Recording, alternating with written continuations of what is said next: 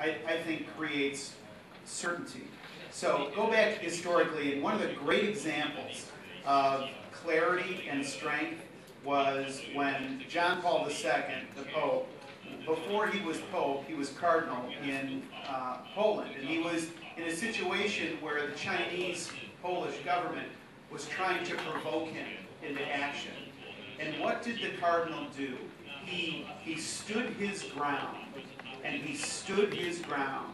There's great histories that have been written about this, and it's very, very interesting. But what you observe is his strength and his standing of his ground was in itself a provocation. And the Polish communists were unable to sort of get inside his head, to use the phrase, and he was part of, ultimately, what brought down the communist regime in the East at that time. So how does that apply to Taiwan? I think what we've got to do, for those of us who are representing nations today, who love democracy and value the individual at a very high level, we need to empower Taiwan to make sure that when they are seeing provocations across the strait with a huge military buildup, notwithstanding all the agreements that are signed, notwithstanding all the economic interactions that are signed, Taiwan has to be strong.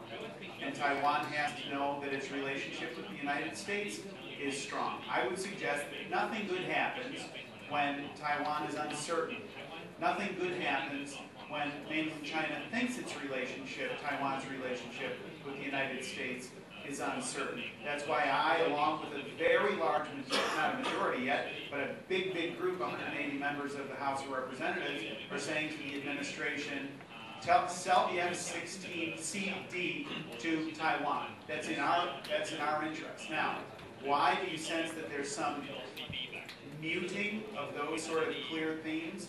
I would say it's based on this notion that the United States can continue to borrow around the world. And so long as we have a vulnerability where we're borrowing from China, then it's not complicated, is it? They have a great deal of influence on the subtleties of foreign policy. And as you in the foreign ministry, you know that foreign policy is largely worked out in the subtleties, isn't it? It's not declarative many times. It's oftentimes what's not said, how it's characterized. And I think we're in a much better position if the United States asserts this role of leadership, makes these resources that are uniquely available from the United States and make them available to Taiwan.